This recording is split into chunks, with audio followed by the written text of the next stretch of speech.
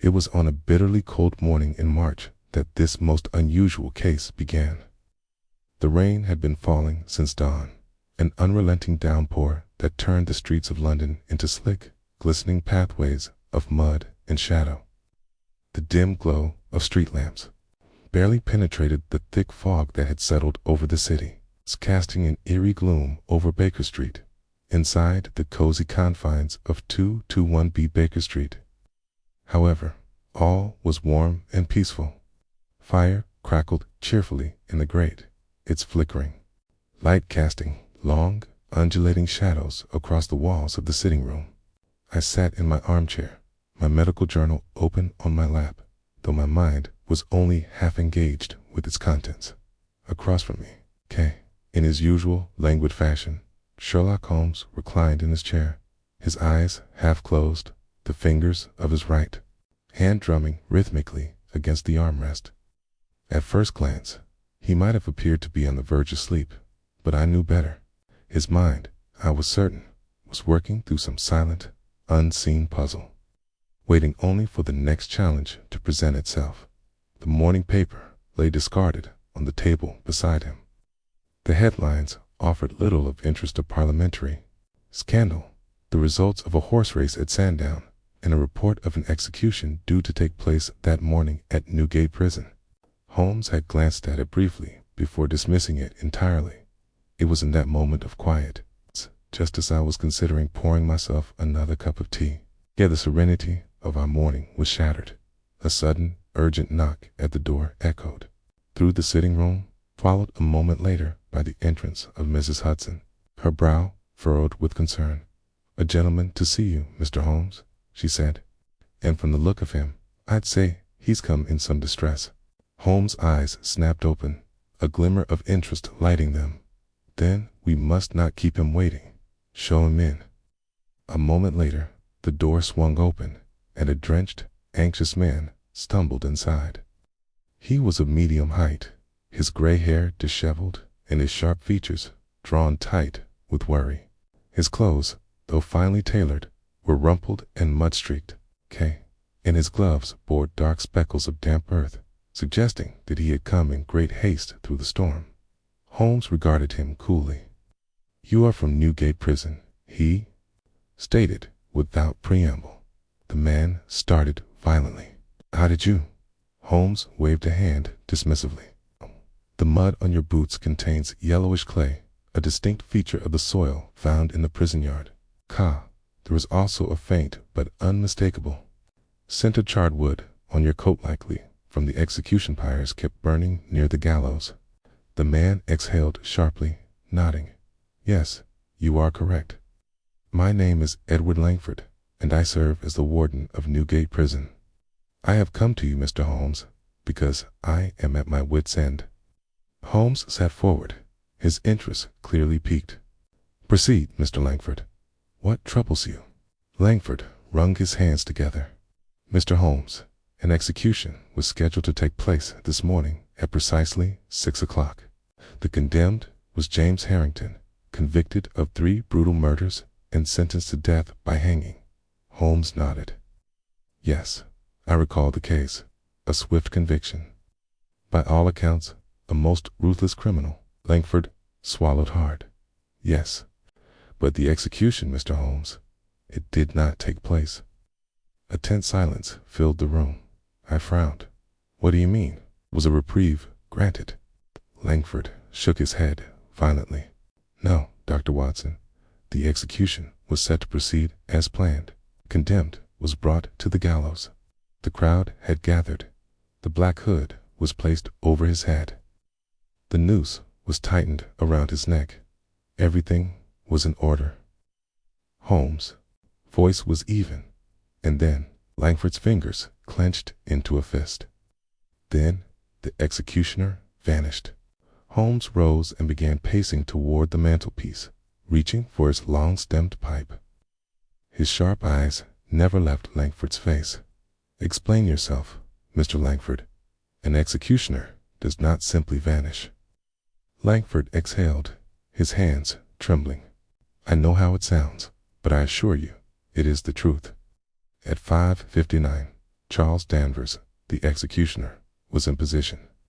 He stood beside the condemned, his hand on the lever, awaiting my signal. Holmes inhaled deeply, exhaling a plume of gray smoke, and then Langford's voice quivered. Then, nothing. No signal came, no movement, no sound. When we turned back to him, he was gone.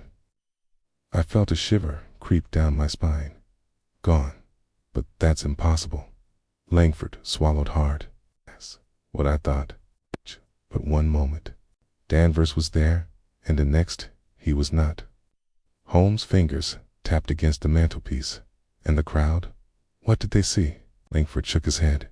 Some claimed they saw a shadow move. Others insisted Danvers simply ceased to exist. Holmes turned abruptly.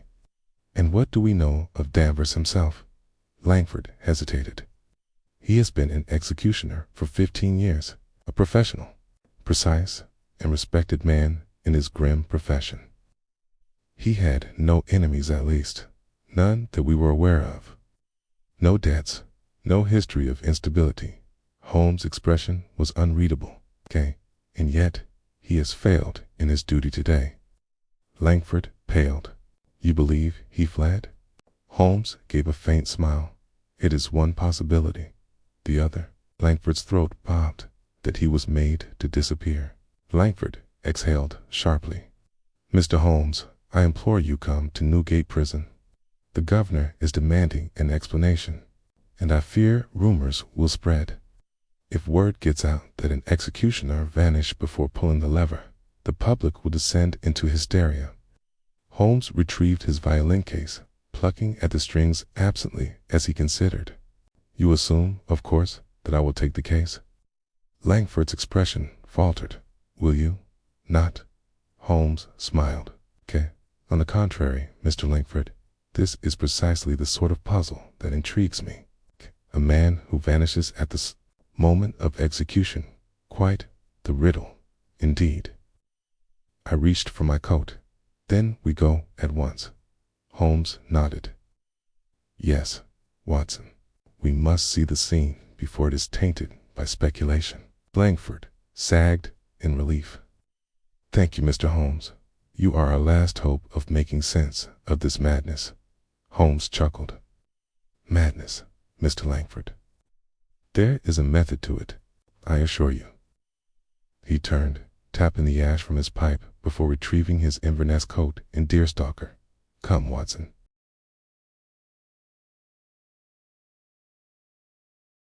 The carriage rumbled through the rain-soaked streets, its wheels cutting through the deep puddles that had formed along the edges of the cobbled roads. The storm had not relented since the morning, and thick gray clouds pressed down upon the city, casting London in a perpetual gloom.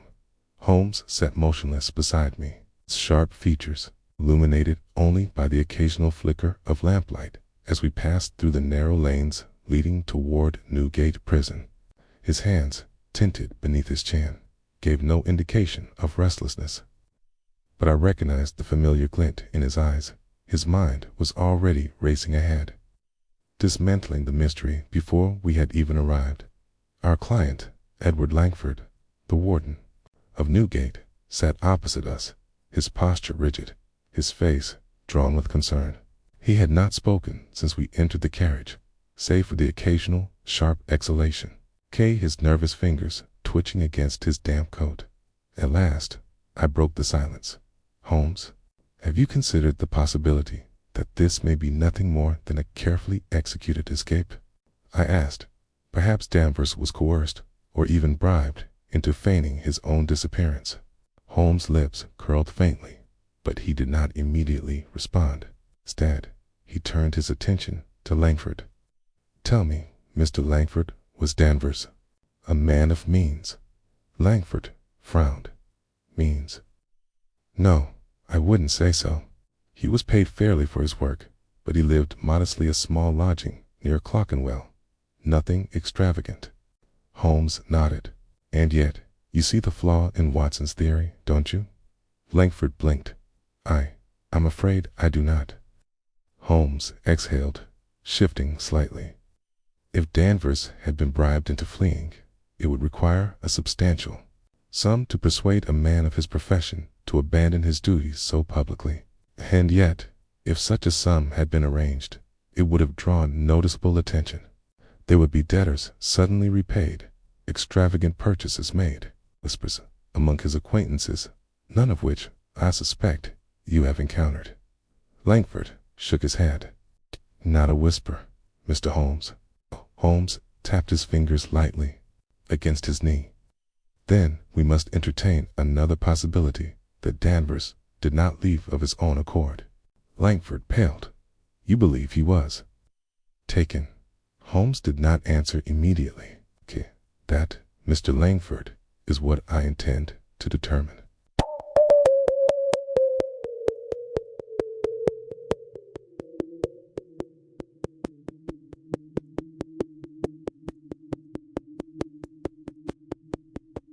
The rain had begun to lessen, though the thick fog clung stubbornly to the weathered stone walls of the infamous building, the prison yard, a vast, open space enclosed by looming gray walls, stood eerily silent. As we stepped out of the carriage, a small group of uniformed officers awaited us beneath a covered archway, their faces grim as Langford led us past them, toward the gallows. The execution site itself was a grim and familiar construction, a raised wooden platform, upon which stood a thick-beamed structure, the noose still hanging ominously in place. The air carried the scent of damp wood and cold iron, mingled with a faint trace of burned tobacco from the guards who had been stationed nearby earlier that morning. Holmes stepped forward without hesitation, his sharp gaze sweeping across the scene, precisely as it was when Danvers disappeared. Langford nodded. We have not moved a thing. Holmes strode toward the gallows, his keen eyes moving over the wooden planks, the support beams, and finally the trapdoor mechanism. He crouched, running his fingers along the edges of the platform, then rising to inspect the noose itself. Interesting, he murmured. I stepped beside him. What do you see?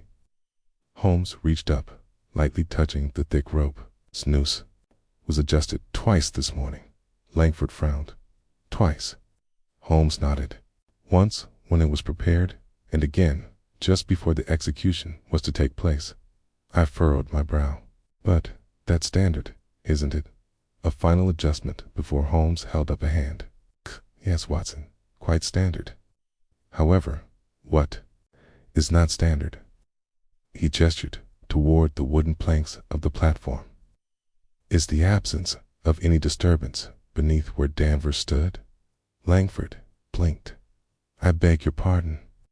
Holmes knelt, running his fingers along the slightly dampened wood.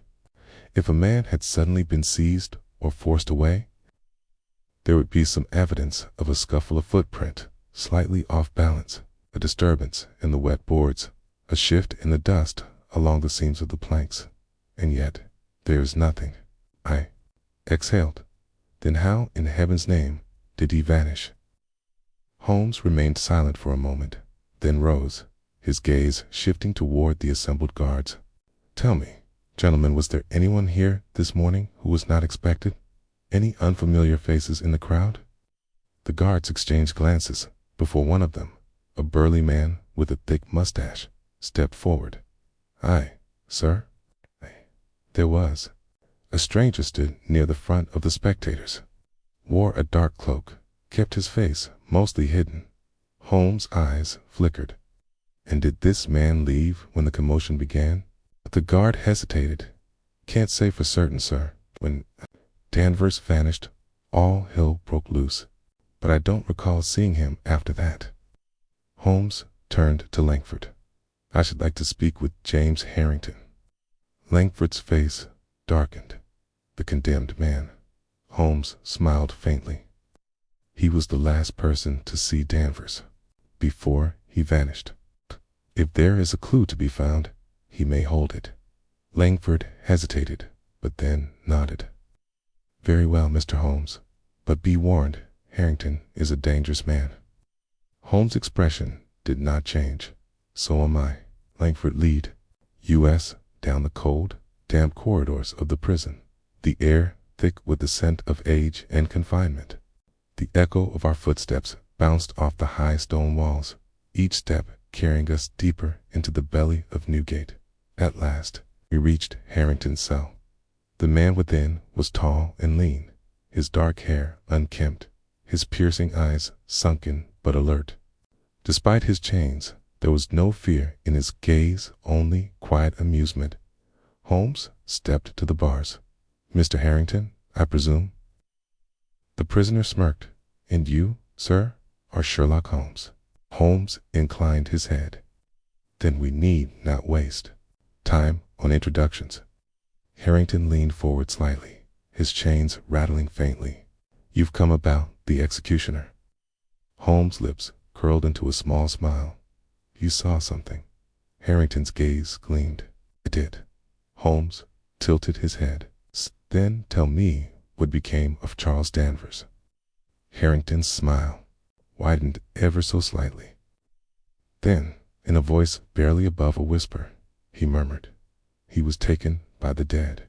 A cold silence filled the corridor. I felt an uneasy chill creep down my spine, but Holmes' eyes only gleamed bright.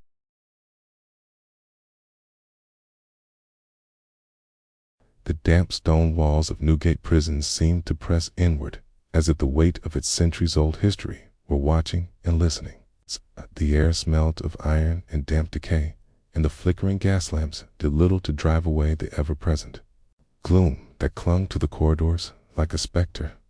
Before us, James Harrington, the condemned murderer, sat calmly in his cell, his chains rattling softly as he shifted his position.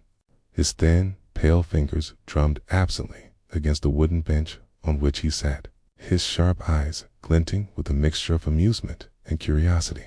Holmes regarded him with a detached coolness, his hands folded behind his back. "Mr. Harrington, you claimed that Charles Danvers was taken by the dead." Harrington's lips curled into a faint smile. "And what a strange thing for a man like me to say. Wouldn't you agree?" I frowned. "Rather preposterous thing, I should say." Harrington turned his gaze toward me, his expression never wavering. "Preposterous, perhaps. But tell me, Doctor, was I the one who vanished into thin air?" Holmes tilted his head slightly. "Fair point." He took a step closer to the iron bars, lowering his voice ever so slightly. "But let us set aside theatrics for a moment. Mr. Harrington, you were the last man to see Danvers before he disappeared. Tell me precisely what you saw." Harrington leaned back against the stone wall, exhaling through his nose. "I saw what everyone else saw," he murmured.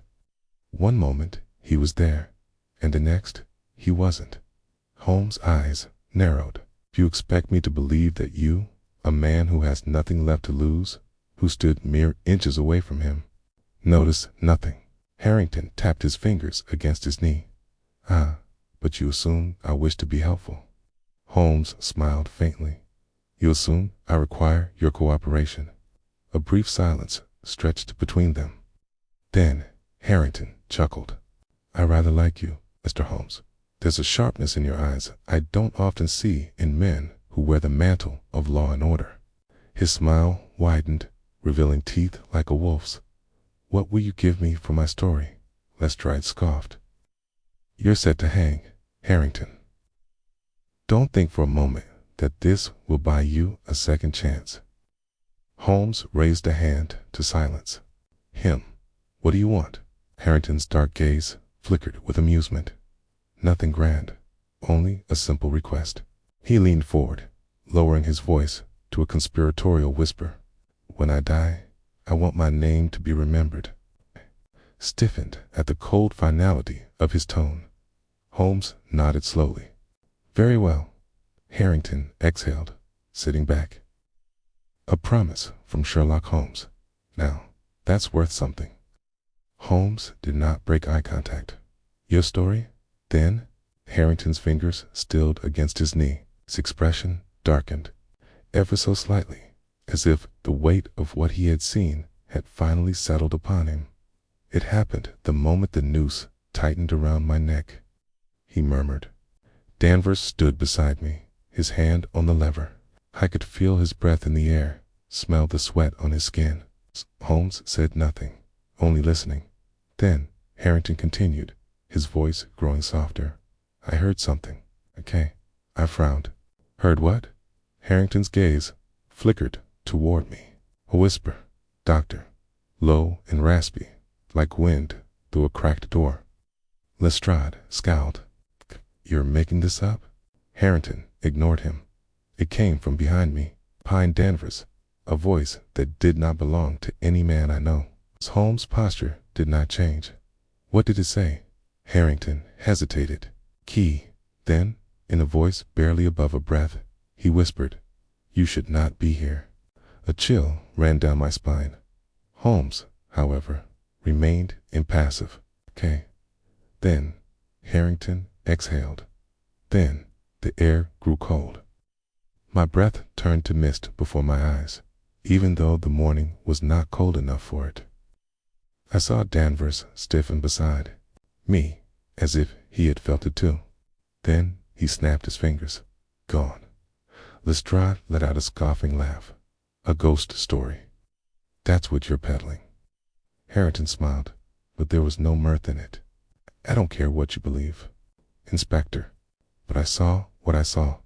Holmes remained still. In the whisper, was it familiar? Harrington's gaze darkened. No, and yet, something about it felt known. Holmes tilted his head slightly, considering. Then, without another word, he turned on his heel and strode away. I blinked. Holmes.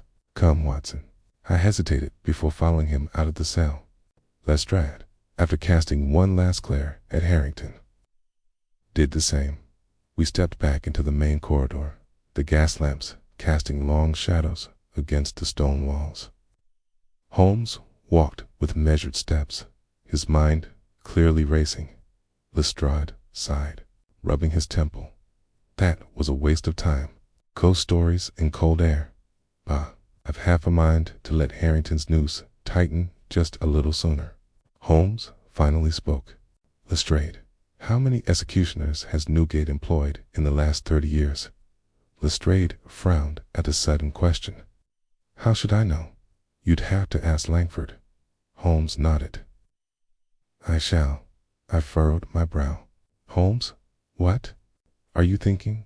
Holmes exhaled. If I am correct, Watson, then this case has very little to do with Charles Danvers at all. Lestrade scowled. What in blazes does that mean? Holmes stopped walking, turning to face us. His sharp gaze gleamed with sudden realization. The whisper said, You should not be here. I nodded. Yes, but what does that mean? Holmes' expression darkened. It means that Danvers was standing where another man was meant to be. Lestrade frowned. Holmes adjusted his coat, his tone grim. The last executioner to die upon the gallows of Newgate. A heavy silence settled between us. Then, without another word, Holmes strode toward Langford's office, leaving us to exchange uneasy glances before following him. I could not shake the feeling that, despite all of Holmes' insistence on logic over superstition, there was something in James Harrington's words that had truly unsettled him, and for the first time since the case.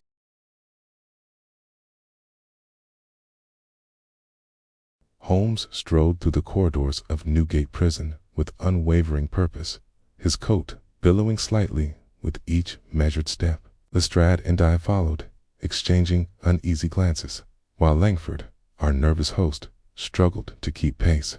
Holmes' words lingered heavily in my mind.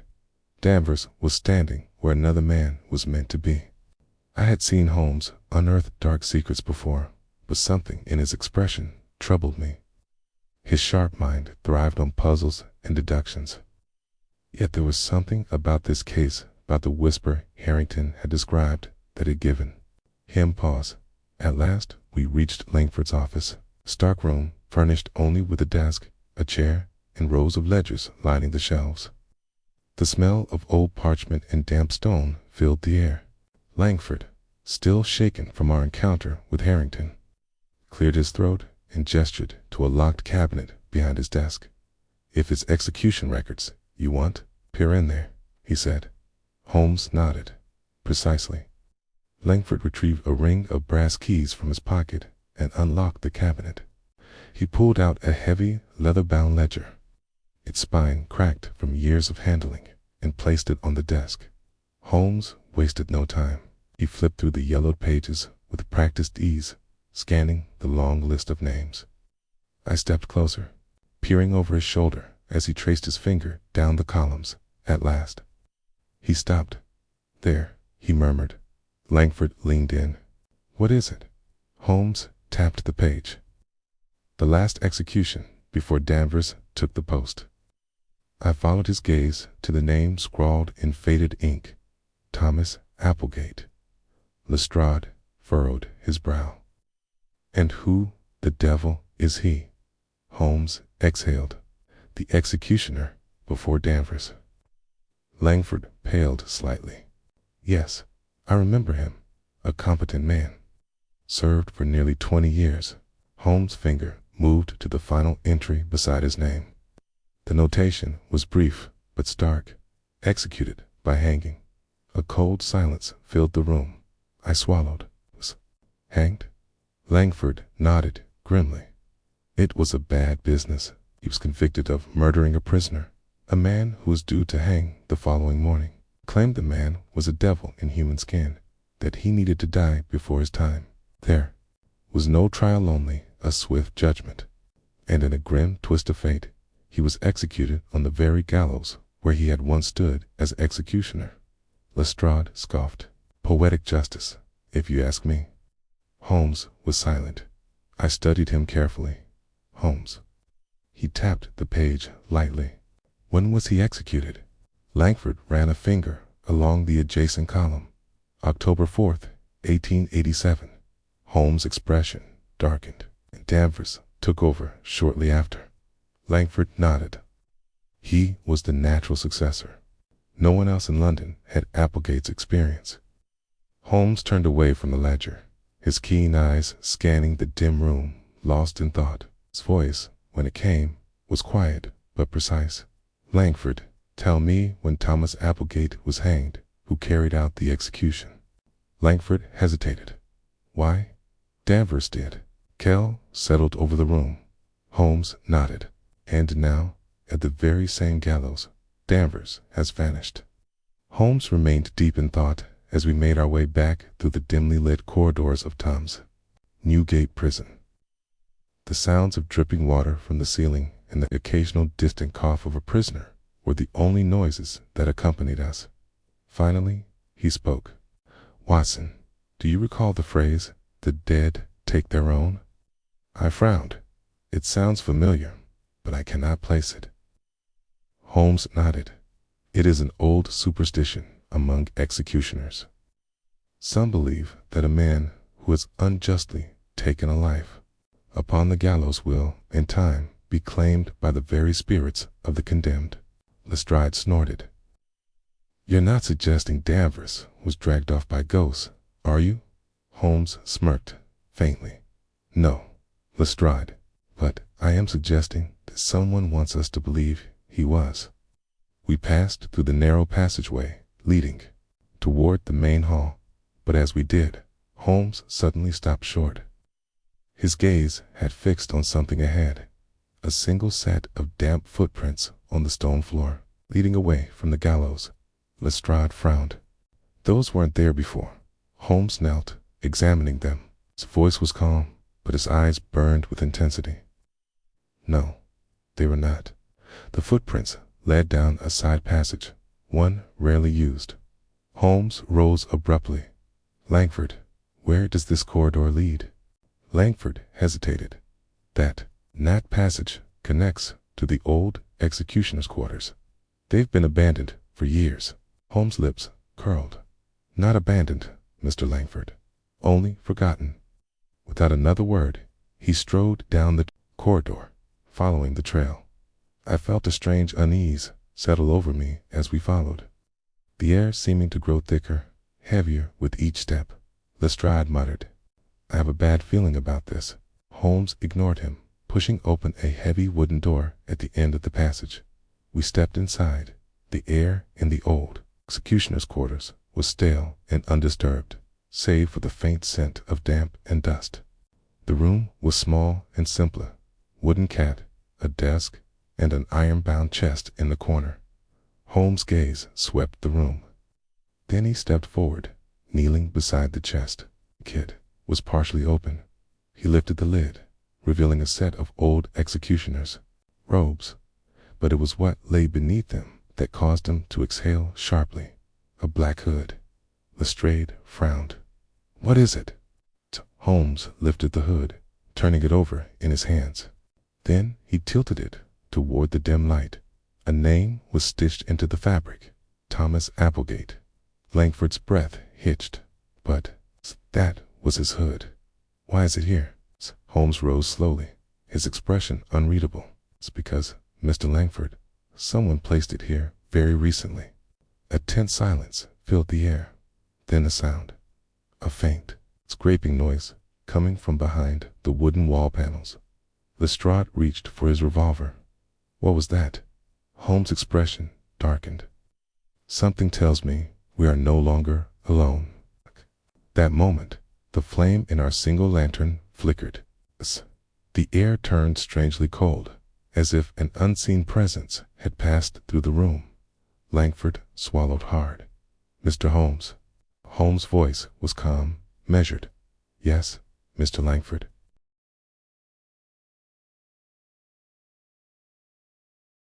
A cold silence settled over the room as we stood in the abandoned executioner's quarters. The scent of dust and damp was thick in the air. Holmes held up the black hood with the name Thomas Applegate stitched inside, his expression unreadable. Then, from the far end of the room, the sound came again, a faint scraping noise, barely perceptible, as though something or someone was shifting behind the wooden paneling. Lestrade stiffened. "There's someone back there." Langford's breath was shallow. "That's impossible. Those walls are solid." Holmes smiled faintly. "Nothing is ever quite as solid as it seems, Mr. Langford." He knelt beside the far wall, his fingers gliding along the wood grain. Then, with the faintest pressure, he pushed against a section near the floor. There was a click. The panel shifted inward. Langford staggered back. "Good Lord." Holmes stood, dusting off his hands. "Watson, your lantern." Lifted it higher, casting a dim glow into the narrow space beyond the false wall. A dark passage stretched into blackness, its entrance barely wide enough for a man to squeeze through. The walls were crumbling stone, old and forgotten, yet worn smooth in places as though someone had passed through here many times before. Lestrade let out a curse. "So that's how he vanished." Holmes nodded. Indeed, the execution platform was merely a stage. "Inspector, Danvers did not disappear into thin air. He was taken through here." Langford swallowed hard. "But who could have built this, and why?" Holmes stepped forward, his keen eyes flickering over the edges of the hidden passage. "This, Mr. Langford, is not a passage built by any modern hand." He ran his fingers lightly over the stonework, his voice quiet yet edged with certainty. "This was built long before Danvers ever took the post of executioner." Holmes turned back to us, his gaze sharp. "We must move quickly. Danvers is still alive. He is being held somewhere beyond this passage." Lestrade hesitated. "And if he's not," Holmes exhaled, "then we are walking into a tomb." I felt a strange unease settle over me as Holmes slipped into the passageway. The air inside was thick, heavy, carrying a scent of damp stone and old decay. The tunnel was narrow, forcing us to move in single file, our shoulders brushing the cold walls. Langford's voice was barely above a whisper. "I never knew this was here." Holmes spoke softly. There are many things buried beneath London, Mr. Langford. Some are simply better hidden than others. The passage sloped downward, the ground uneven beneath our feet. The walls grew tighter, the air staler. I could hear the faint drip of water somewhere in the distance, the only sound besides our footsteps. Then Holmes stopped abruptly. Lestrade nearly walked into him. "What is it?" Holmes lifted the lantern, its light catching something in the darkness ahead. A door. It was old, far older than the passage itself. Heavy, iron-bound, its surface scarred with deep scratches. The wood was darkened with age, yet I could see marks upon it, symbols carved with a shaking hand. Langford squinted. "Is that writing?" Holmes nodded, brushing his fingers over the markings. His voice was quiet. "Names." I frowned. "What?" Holmes stepped back, holding the lantern higher. Scrawled across the wood, in uneven, desperate letters, were names, dozens of them, perhaps more. Some were barely legible, the carving so faint it had nearly faded with time. Others were deeply etched, the pressure behind them unmistakable. Lestrade swallowed. "What is this place?" Holmes' gaze did not waver. "A prison," he murmured. Langford's breath hitched. A prison. But for whom? Holmes reached forward and pressed against the door, groaned under his touch, the rusted hinges creaking with age. Then it gave way. The room beyond was small, cramped, with low stone ceilings that seemed to press downward. The lantern's glow revealed rows of old chains affixed to the wall, some empty, some still holding the brittle remains of long-dead prisoners. Langford covered his mouth in horror. "God in heaven!" I swallowed hard. The air was thick with dust, decay, and something else, something old and unspoken. Holmes moved forward with careful steps, his sharp gaze scanning the chamber. Then, at the far end of the room, he halted. Something moved in the shadows. I felt my pulse quicken as Holmes stepped closer. A figure sat against the wall, bound in chains, his head slumped forward. His clothes were torn, his wrists raw from iron, cuffs that had bitten deep into his flesh. Lestrade exhaled sharply. "It's him. Charles Danvers." I rushed forward, checking for a pulse. "He's alive," I breathed, relief washing over me. "Barely, but alive." Langford ran a trembling hand through his hair. "What, how did he?" Holmes interrupted, his voice low and edged with something unreadable. "Watson, what do you observe?" I hesitated, glancing back at Danvers. "He's weak, likely malnourished. His hands, they're bruised, as if he's been trying to free himself." Holmes nodded, and his expression. I frowned, looking closer. Even in unconsciousness, Danvers' face was twisted in terror. His lips were parted slightly, his breath shallow. But there was something about his eyes, even closed.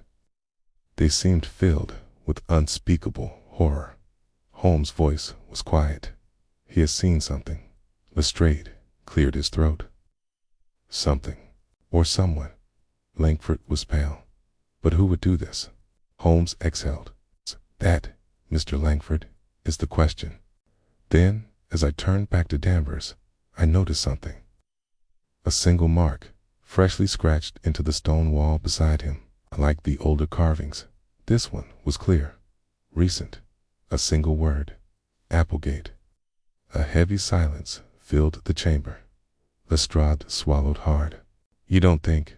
Then a sharp sound echoed through the passage behind us. A footstep. Holmes turned sharply, his voice low but urgent. "Someone is here," Langford gasped. "But the prison is locked." Holmes stepped forward, the lantern casting long shadows against the damp stone. His voice was calm, but edged with steel. "Not everyone who walks these halls needs a key." The air seemed to grow colder, as if something unseen had stirred in the depths of Newgate Prison, and, in the silence,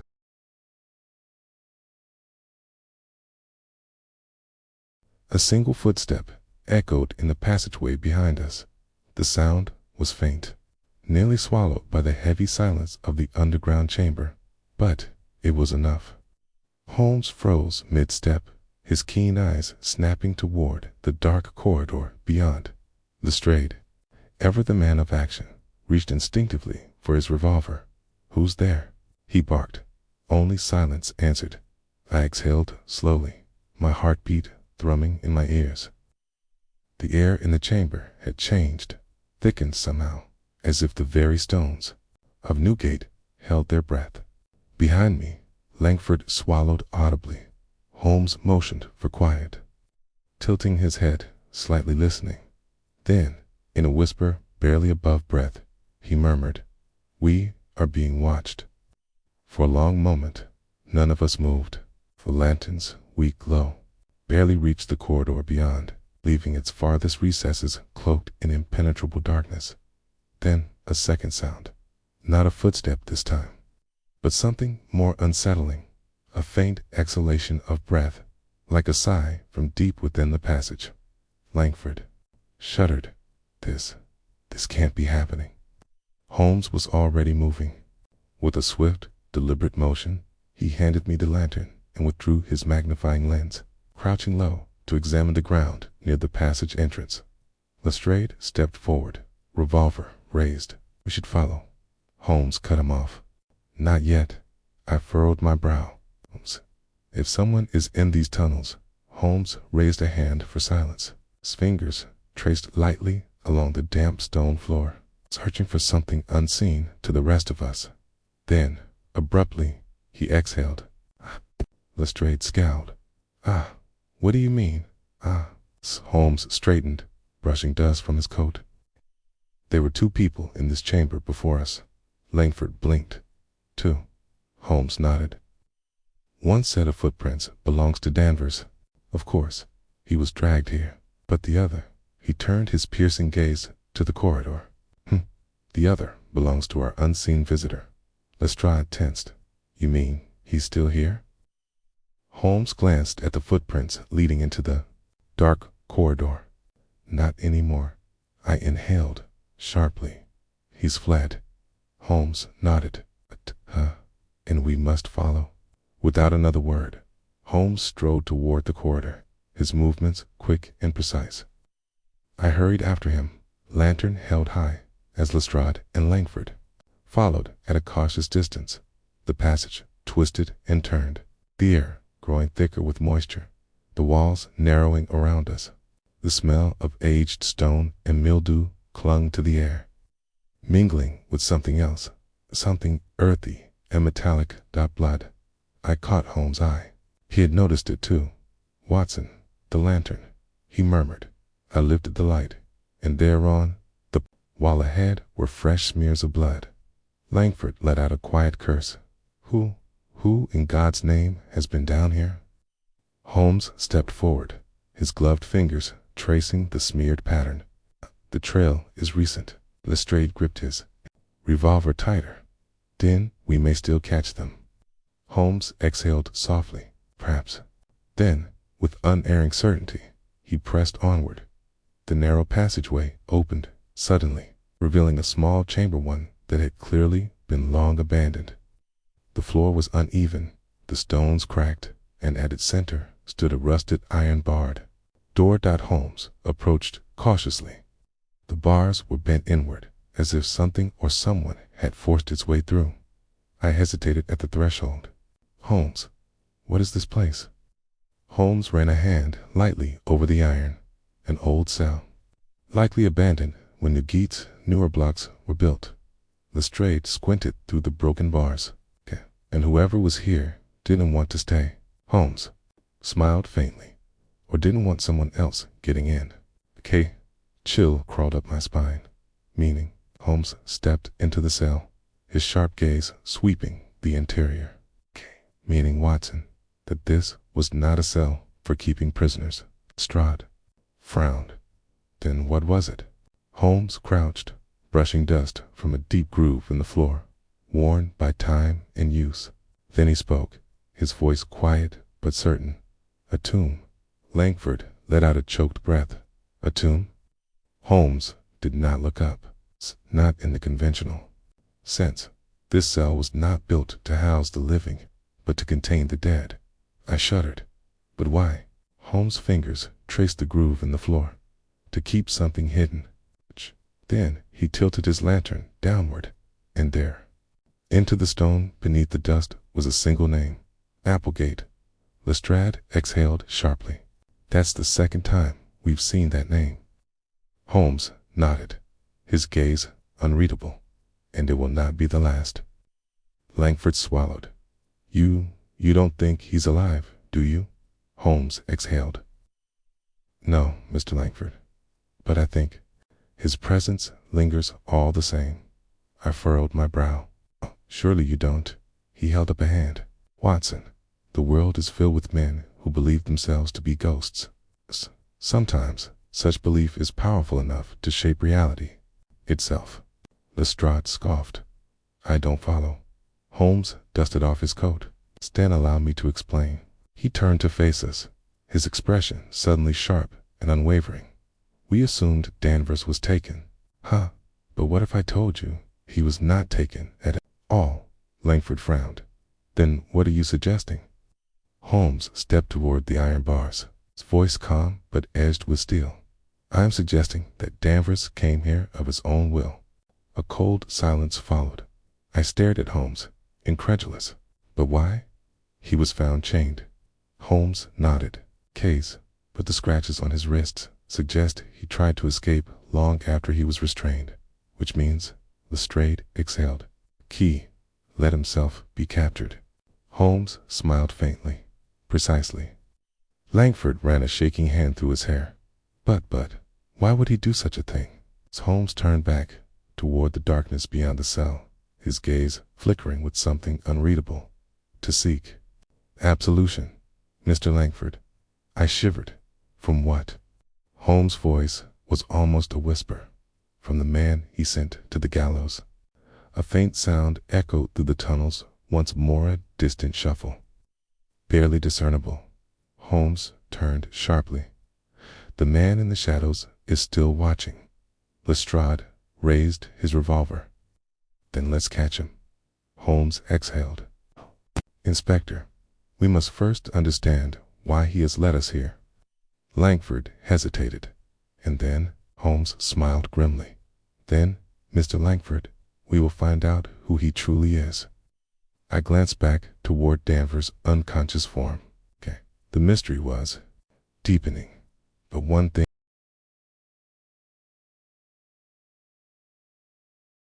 The air in the forgotten depths of Newgate Prison had grown thick and suffocating, as if the very walls were pressing inward with the weight of old, buried secrets. The name Applegate, freshly scratched into the stone near Danvers' unconscious form, lingered in my mind like an omen. Holmes stood at the iron door of the abandoned cell, his keen eyes flickering between the darkened passage beyond and the rusted chains that had bound Danvers only hours ago. He exhaled softly, as if sifting through possibilities in his mind, keys, testing the logic of each one. Then he spoke. Watson, help me lift Danvers. I knelt beside the half-conscious executioner, his breathing shallow and unsteady. His skin was clammy, his pulse weak but stable. He needs proper medical care, I murmured. He's been down here far too long. Holmes nodded. And yet, Watson, I suspect he has been left alive for a reason. Lestrade frowned. You think someone meant for us to find him? Holmes adjusted his coat, his expression unreadable. No, Lestrade. I think he was meant to see something.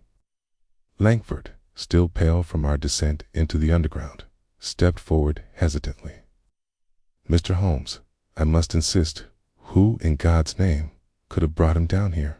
Holmes turned toward the dark passage beyond the cell, his voice cool and precise. Someone who knows these tunnels better than any of us. And then, from the darkness ahead, a sound, a single footstep.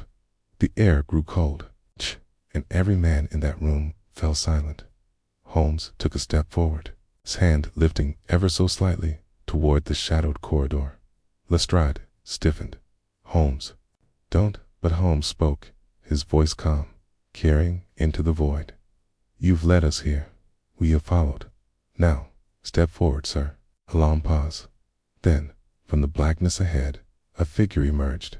The man who stepped into the lantern's glow was gaunt and weathered, his long, dark coat draped over his thin frame, his hollow eyes studying us in return. His hair was streaked with gray, though he was not yet an old man, and his skin had the ashen quality of someone who had spent too many years hidden from the light. Langford let out a choked gasp. Impossible. Lestrade's hand went to his revolver. Who the devil? But Holmes held up a hand. His gaze remained locked on the stranger. You are Thomas Applegate. A heavy silence fell upon the chamber. The man's lips curled slightly. Not quite a smile. Then he spoke, his voice low and rasping, as if it had been unused for too long. Not anymore. Lestrade swore under his breath. You're dead. Damned. The monopolic tilted his head slightly. My. Langford was visibly shaking. They hanged you. I was there. I saw it with my own eyes. How can you be here? The man's voice was dry, almost amused. Because men like me do not die so easily. Holmes exhaled softly. No, not when they are protected. I turned to him in astonishment. Holmes, surely you don't mean? Holmes nodded. This man is no ghost, Watson. He is the ghost of a system that buried its own mistakes. Applegate's eyes gleamed. You're clever, Mr. Holmes. Had hoped you might be. Lestrade stepped forward, his gun raised. Enough of this. You'll explain yourself now, or I swear to God. Holmes cut in, his voice sharp and commanding. Lestrade, lower your weapon. This man is not our enemy. Lestrade hesitated, but the authority in Holmes' voice was undeniable. He slowly lowered his revolver, though his jaw remained tight with distrust. Holmes turned back to Applegate. You've faked your death. Applegate let out a breath, weary, knowing sound. Not by choice. Langford, still wide-eyed, shook his head. But I saw you hang. The noose tightened. You should have. Applegate chuckled darkly. Died? Yes, that was the plan, wasn't it? His expression hardened. But sometimes, Mr. Langford, the hangman's rope does not break a man's neck. Sometimes it only chokes the breath from him long enough for someone to cut him down before it's too late. Stunned silence followed. Holmes folded his arms. And someone saved you. Applegate nodded. Lestrade scowled. Who?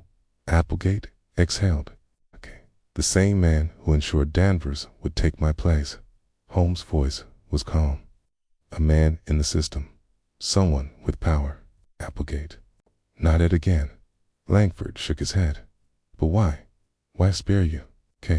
Applegate's hollow eyes flickered toward Danvers' unconscious form. His voice, when he spoke, was laced with something deep and bitter. Because I knew the truth. Holmes tilted his head slightly. The truth about what? Applegate exhaled. About what happens when an executioner sees too much. Holmes remained still for a long moment. Then he spoke, his voice softer now. You were not merely an executioner. Were you, Applegate? The man let out a slow breath. No, Mr. Holmes. I was a witness. I swallowed. A witness to what? Applegate's fingers tightened into a fist, his jaw clenching. To the ones who are not meant to die. Langford frowned. What are you saying? Holmes' voice was calm, but steady, upped. That not every man who hanged in Newgate was sentenced by the courts. Lestrade's face darkened. You mean murder? Applegate gave a bitter chuckle. You're more naive than I expected, Inspector. Yes, murder, but with the blessing of those who were supposed to uphold the law. I felt a cold chill creep down my spine. who was behind it. Applegate's eyes flickered toward Danvers once more. That is the question, isn't it? Holmes nodded slowly. And that is why you have stayed hidden all these years. Applegate smiled faintly. You see much, Mr. Holmes? Lestrade folded his arms. Enough riddles. If there's a hidden hand at work, we need to know who it is. Applegate exhaled. And you shall. He stepped forward, his shadows stretching along the stone walls. But first, you must know the real reason I led you here. Holmes arched an eyebrow. Let us. Applegate smiled. Yes, Mr. Holmes. You followed the trail precisely as you were meant to. Langford stammered. Then what do you want from us? Applegate's voice was low and final, to finish what was started. The lantern flickered, the air suddenly colder than before. Holmes exhaled softly. Then, I believe, gentlemen, we are about to meet the man behind it all. K.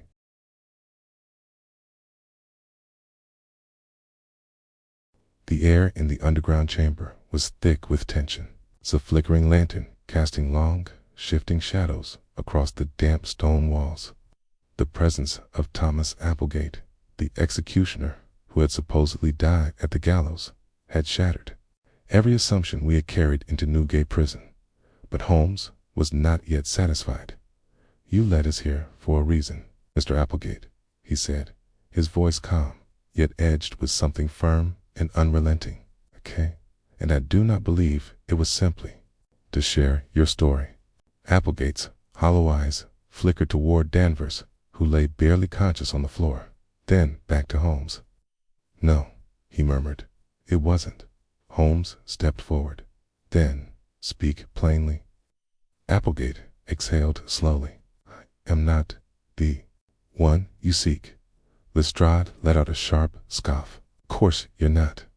You're just a man who faked his own death, haunts underground tunnels, and kidnaps executioners. It's completely normal business. Applegate turned to face him. Too, you assume. I took Danvers. Lestrade hesitated. You mean to say you didn't? Applegate shook his head. Danvers came looking for the truth. His voice darkened. And the truth found him first. Holmes studied Applegate carefully. Then tell me, who does this all lead back to? Applegate's jaw tightened. You already know the answer, Mr. Holmes. Holmes' eyes flickered with something cold and calculating. Then, after a moment's pause, he exhaled. Yes, he murmured. I believe I do. Holmes turned sharply to Langford, who had remained silent for most of the exchange, his face still pale from our descent into the tunnels. Mr. Langford, in your time as warden, how many men have you hanged that were not sentenced by the courts? His face blanched even further. That's why. That's absurd. Every execution at Newgate is properly processed. Holmes cut him off, his voice sharp. You misunderstand me, sir. I am not asking if the law sentenced them. He took a step forward. I am asking if they were meant to die. Langford hesitated, his throat bobbing. I don't know what you mean. Holmes smiled faintly. Okay, that is the second lie you have told me this evening. A thick silence followed. Then Holmes continued, his voice even merciless in its precision. There is a name that no one has yet spoken. A name that has been missing from every official record, every witness statement. He glanced at Applegate. A name that even you, sir, have not uttered. Gates' eyes darkened. Lestrade frowned. Who? Holmes turned back to Langford, watching his reaction carefully as he spoke the name aloud. Sir Hector Graves. Langford jerked as if struck. The reaction was all the confirmation Holmes needed. Lestrade blinked. Who in God's name is that? Holmes exhaled slowly. Sir Hector Graves, former High Commissioner of London prisons. A man whose influence extends from the courtrooms of the Old Bailey to the dark alleys of Whitechapel. Langford staggered back, shaking his head furiously. No, You don't understand. Holmes' voice remained calm and unrelenting. I understand perfectly, Mr. Langford. His sharp gaze locked onto him. You have been taking orders from a dead man. Langford's breath was ragged, his face slick with sweat and fear. You don't know what you're saying, Holmes? Holmes tilted his head slightly. Don't I? Langford took another step back, glancing toward the tunnel entrance, as if gauging an escape. Lestrade noticed and blocked his path. Oh no, you're not going anywhere, Holmes continued. Sir Hector Graves was reported dead 5 years ago. Quiet passing, they said, due to an unexpected illness. And yet, his death was not formally investigated, nor was his body ever seen by anyone outside his inner circle. Langford's fingers trembled. That's because there was nothing to investigate. Holmes smiled. And yet, despite his supposed death, men continue to be hanged in Newgate under his orders. Langford stiffened. Holmes went on. Men who had no proper trial. Men who were not recorded in the official prison registry. His voice lowered. Men who were inconvenient. Langford looked as if he might be sick. I exhaled, the pieces falling into place. Good God. I turned to Holmes. You mean to say Graves is alive? Holmes remained impassive. I mean to say that his influence never died. A heavy silence followed. Then Applegate spoke, his voice low and grim. There is a place where the dead speak, Mr. Holmes. His hollow eyes flickered toward Langford. And it is time you saw it. Holmes inclined his head. Lead the way. Langford let out a shuddering breath. You're making a mistake, Holmes. You don't understand. Holmes turned to him. Okay.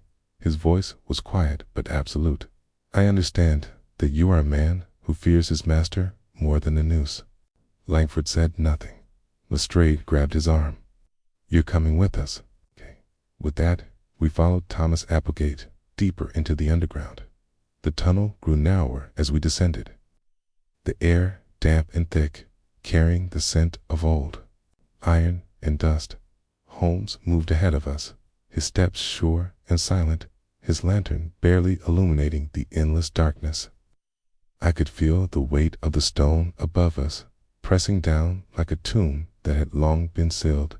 Then the passage widened. Vast, cavernous space opened before us.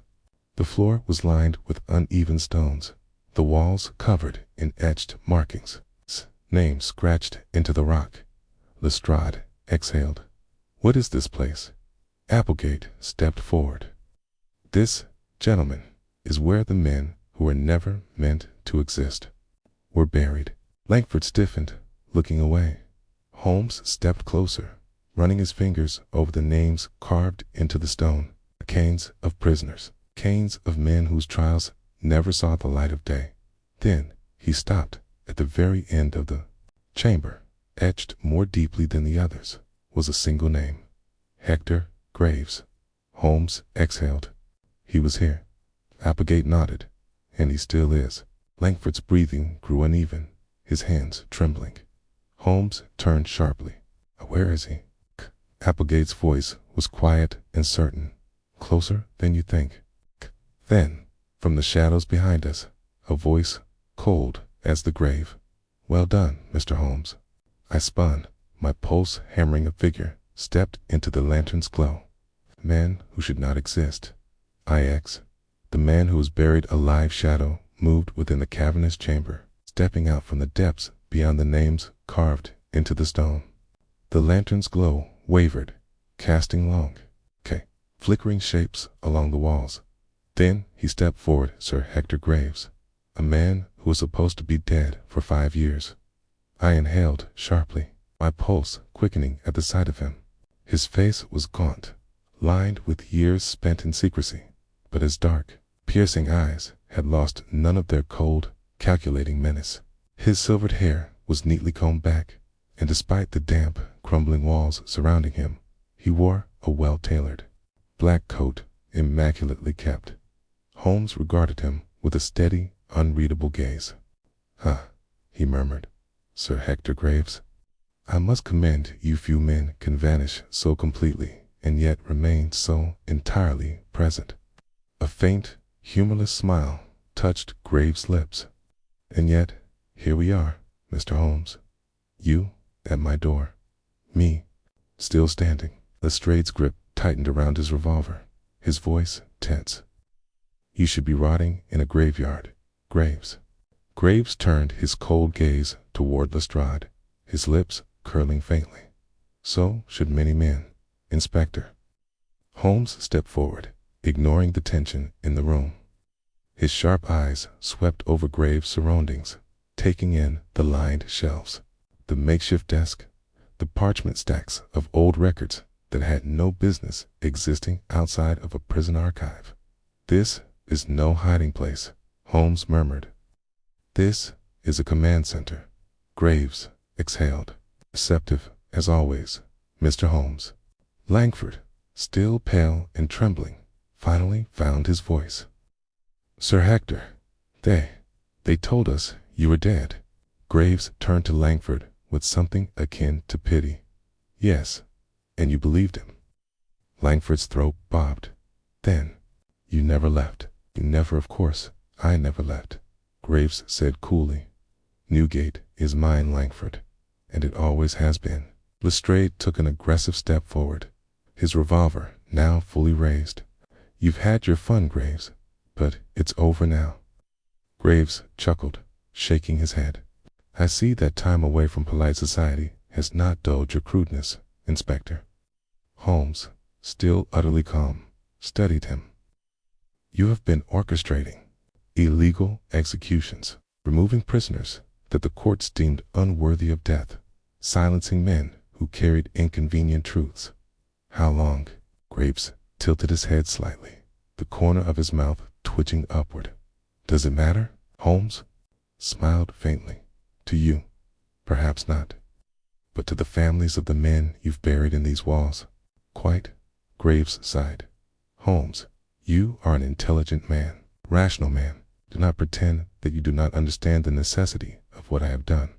Holmes raised an eyebrow. "Enlighten me." Graves clasped his hands behind his back, pacing slightly, as if giving a lecture. "London is diseased, Mr. Holmes. Corruption seeps through its veins like an infection. The courts are slow, the judges incompetent. There are men, dangerous men, who should never have walked free, corrected the system's failures." Holmes exhaled. "You played God." Graves gave a thin smile. "Someone had to." Heavy silence stretched between them. Then Holmes spoke again, his voice quiet, yet edged with steel.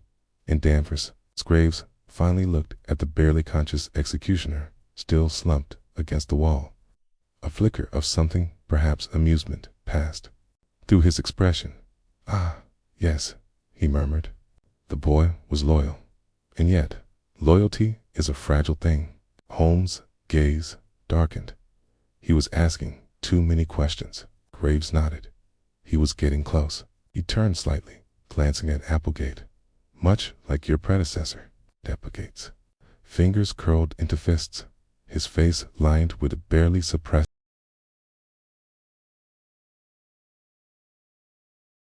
A shadow moved within the cavernous chamber, stepping out from the depths beyond the names carved into the stone. The lantern's glow wavered, casting long, flickering shapes along the walls. Then he stepped forward, Sir Hector Graves, a man who was supposed to be dead for 5 years. I inhaled sharply, my pulse quickening at the sight of him. His face was gaunt, lined with years spent in secrecy, but his dark, piercing eyes had lost none of their cold, calculating menace. His silvered hair was neatly combed back, and despite the damp, crumbling walls surrounding him, he wore a well-tailored black coat, immaculately kept. Holmes regarded him with a steady, unreadable gaze. "Ah," he murmured, "Sir Hector Graves. I must commend you. Few men can vanish so completely, and yet remain so entirely present." A faint, humorless smile touched Graves' lips. And yet, here we are, Mr. Holmes. You at my door. Me, still standing. Lestrade's grip tightened around his revolver. His voice tense. Should be rotting in a graveyard. Graves. Graves turned his cold gaze toward Lestrade, his lips curling faintly. So should many men, Inspector. Holmes stepped forward, ignoring the tension in the room. His sharp eyes swept over Graves' surroundings, taking in the lined shelves, the makeshift desk, the parchment stacks of old records that had no business existing outside of a prison archive. This is no hiding place, Holmes murmured. This is a command center. Graves exhaled, receptive, as always, Mr. Holmes. Langford, still pale and trembling, finally found his voice. Sir Hector, they told us you were dead. Graves turned to Langford with something akin to pity. Yes, and you believed them. Langford's throat bobbed. Then, you never left. You never, of course. I never left, Graves said coolly. Newgate is mine, Langford, and it always has been. Lestrade took an aggressive step forward, his revolver now fully raised. You've had your fun, Graves, but it's over now. Graves chuckled, shaking his head. I see that time away from polite society has not dulled your crudeness, Inspector. Holmes, still utterly calm, studied him. You have been orchestrating illegal executions, removing prisoners that the courts deemed unworthy of death, silencing men who carried inconvenient truths. How long?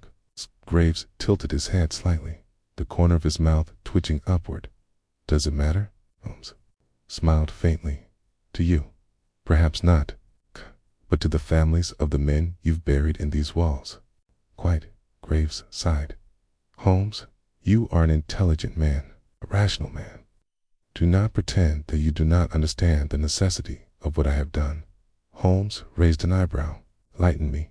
Graves clasped his hands behind his back, pacing slightly, as if giving a lecture.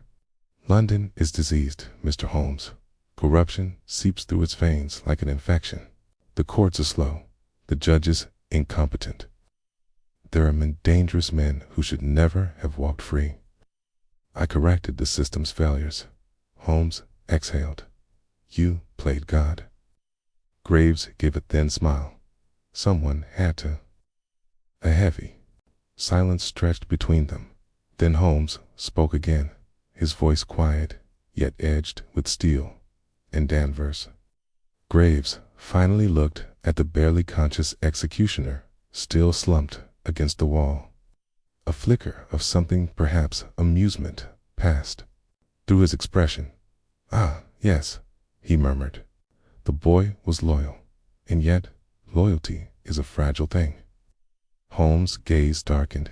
He was asking too many questions. Graves nodded. He was getting close. He turned slightly, glancing at Applegate. Much like your predecessor. Applegate's fingers curled into fists, his face lined with barely suppressed rage. You left me to die. Graves did not blink. I left you to serve your purpose. Applegate lunged toward him, but Holmes held up a hand, stopping him. No, he said, firmly. Applegate breathed heavily, his entire frame trembling with fury. Graves smiled faintly. So predictable. Lestrade's patience finally snapped. Enough of this. You're coming with us. Graves did not move. Holmes studied him carefully. No, Lestrade. Lestrade frowned. What? Holmes exhaled. He's not alone, Lestrade. Barely had time to react before the darkness behind Graves stirred. From the shadows of the tunnel, figures emerged. 6 men, dressed in the muted, dark uniforms of Newgate guards. Their eyes were hollow, their faces emotionless, and in their hands they held batons and revolvers. Langford took a stumbling step back. My God, Holmes nodded grimly. Ah, and there it is. Lestrade's grip on his own revolver tightened, his eyes darting between the armed men. Go. This is a bloody trap. Graves sighed. Oh, gentlemen, you should have known. He gestured toward his men, their weapons now raised. Control Newgate. Every guard, every corridor, every man who breathes within these walls owes their silence to me. Did you truly think I would be without protection? Holmes smiled faintly. Not at all. Graves narrowed his eyes. Then what did you think? Holmes' smile widened ever so slightly. I thought you'd underestimate me. Graves barely had time to react before a loud whistle echoed through the tunnels. A second later, gunfire erupted. The crash of boots echoed through the underground chamber as a wave of Scotland Yard officers poured in from the very tunnels we had entered through. Dark-clad guards barely had time to react before they were set upon. Lestrade grinned. You really should have killed us when you had the chance, Graves. Graves' eyes flashed with rage, his calm demeanor cracking. For the first time, you, Holmes, stepped forward. Oh yes, you see, Sir Hector, unlike you, I do not work alone. One of the officers tackled Graves, forcing him to the ground. The fight was over in seconds. Langford let out a shaky breath, staring in disbelief at the scene before him. It's done. Holmes dusted off his coat. Yes, Mr. Langford. His gaze flickered toward Graves, now bound in shackles, his face dark with fury. It is. As Graves was hauled to his feet, he turned his sharp, dark gaze back to Holmes. You think you've won? He murmured. Holmes smiled faintly. I do enjoy the occasional victory. Graves exhaled slowly. You don't understand, do you? Holmes tilted his head. Enlighten me. Graves' voice was low, dark, edged with something terrible. There are others. Silence stretched between them. Holmes' expression did not change. But I saw the briefest flicker in his eyes. Then Graves smiled. This is bigger than me, Mr. Holmes, and it is far from over. Holmes did not look away. Perhaps Graves let out a soft, mirthless chuckle. You should have left this place buried. Holmes stepped forward, and you should have stayed.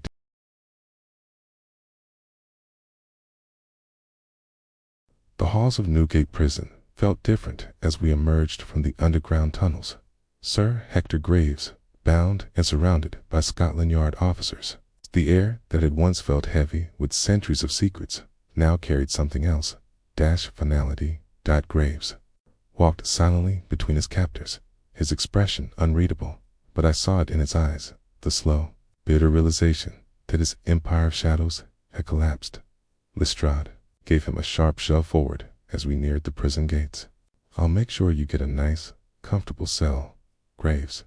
One without secret tunnels or loyal guards. Graves smirked faintly, turning his gaze to Holmes. Enjoy your victory while it lasts. Holmes regarded him coolly. Oh, I fully intend to. Outside the prison walls, the storm had finally passed, leaving the London streets glistening with rain, the city lights reflecting off the damp cobblestones. Langford, still visibly shaken, ran a shaking hand through his graying hair. You've done a great service tonight, Mr. Holmes.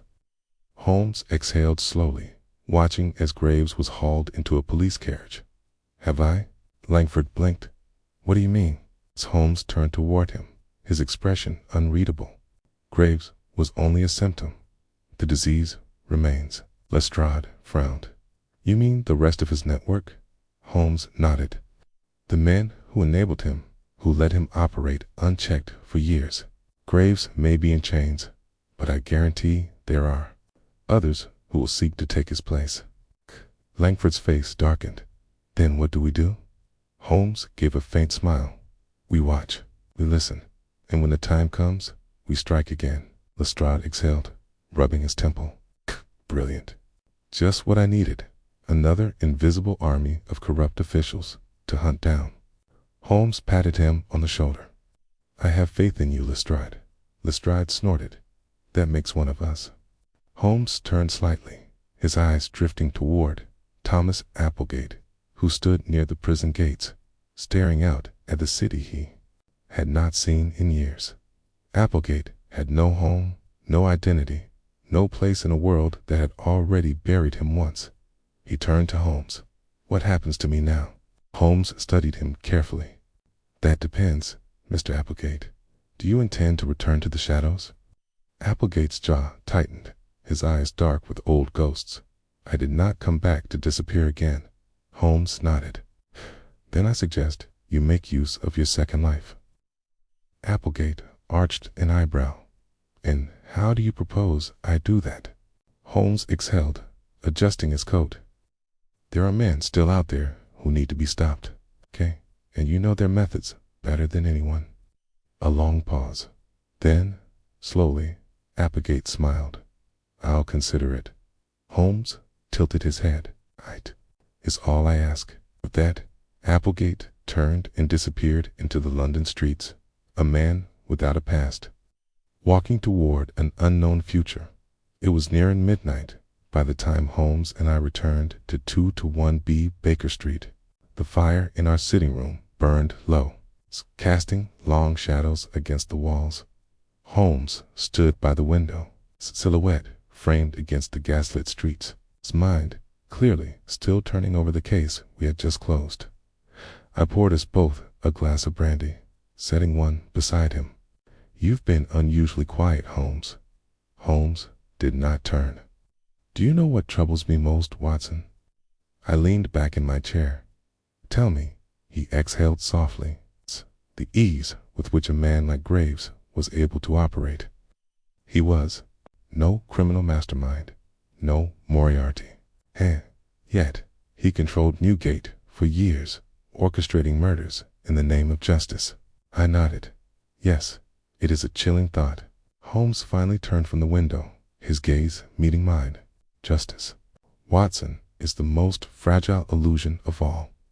It exists only so long as men are willing to uphold it, and when it fails, men like Graves take its place." I studied him for a long moment, then lifted my glass. "And yet you stopped him." Holmes gave a small, unreadable smile. For now, he took his glass, lifting it slightly in acknowledgement, and so we sat in companionable silence, the weight of another case behind us, and the knowledge that the work was never truly done, for in the streets of London, where the shadows still stretched long and